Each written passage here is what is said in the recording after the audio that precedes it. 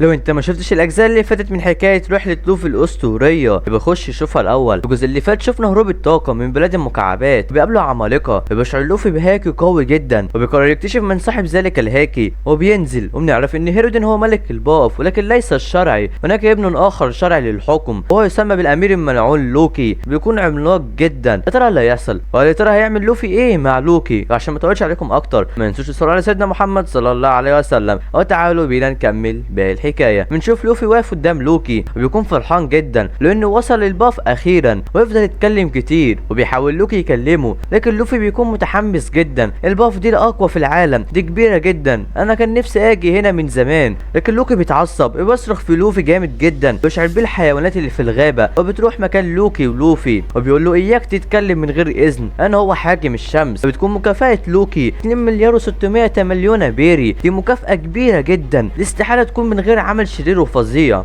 بيقول له ايه رايك بالوضع دوت؟ بيقول له انت مقيد بالسلاسل. بيقول له انا كنت كده بقالي 6 سنين، انا بصنف اقوى واحد في الباف، وهذه الشجره كنز ادم، اكبر شجره فيها العالم وهي اساس وورلاند، والسلاسل مصنوع من الحجر البحري واللي هو بيستنزف قوه اكل فواكه الشيطان، ومش هقدر اهرب من هنا. بيقول له عاوز تعمل صفقه؟ بيقول له ايوه، انت قرصان، انا هديك في المقابل اي قرصان تريد سحقه لن يتبقى منه اي شيء، هذا هو عرضي لك، حررني من هنا وسافعل ماذا تريد في اي قرصان. وبيفكر لوفي وبيقول له لوكي المفتاح هتلاقيه في القريه، لكن بيشعر لوفي بحاجه جايه عليهم. بيقول له لوكي انا نسيت اقول لك، هذا هو العالم السفلي، مفيش اي حد بيفكر ينزل المكان دوت، المجرمين بيترموا فيه وبيكون فيه وحوش عملاقه ومخيفه، الناس بتفكر مليون مره قبل ما تعمل اي جريمه في هذه الاراضي، هذه الاراضي سجنهم وايضا مكان اعدامهم، انت لو حفرت في الارض هتلاقي عظام للبشر والعمالقه، الجبال دي موجوده من الاف السنين، انا مش عارف انت ايه اللي جابك الارض الثلجيه، الوحوش دي كانت هنا منذ كنت طفلا واصبحت لكم وحوش اصدقاء المقربين، لو انت رفضت الصفقه هتكون نهايتك على ايديهم، وبتكون الوحوش عملاقه فعلا. بيقرب الدين من لوفي بيكون في شويه بشر برضه، لكن البشر دول رفعوا اسلحتهم في وجه الباف واترموا في العالم السفلي وبيلبسوا تلك العباءات عشان يتخفوا من الوحوش، بيكونوا عاوزين يسرقوا لوفي. وبيقرب لوفي من الديب وبيهجم عليه واحد، وبيقرر البشر ياخدوا ما تبقى من جثته، وبيحاولوا يقربوا لكن بيتكلم واحد ويقول لهم احنا مش عاوزين يحصل لنا زي المره اللي فاتت، احنا ما كناش متوقعين اننا نقابل احمر الشعر شانكس. وبيسمع لوفي اسمه وبيكلمهم، وبتكون الحيوانات كلها بقت صحاب لوفي وبيكونوا مصدومين منه، انت ازاي روضت تلك الوحوش؟ بيكون لوكي مصدوم من ذلك البشري، وبيجري لوفي بسرعه على لوكي وبيقول شانكس جه هنا امتى؟ وبيبتسم لوكي بطريقه غريبه وبيقول له ايوه جه هنا ذلك القرصان الجبان،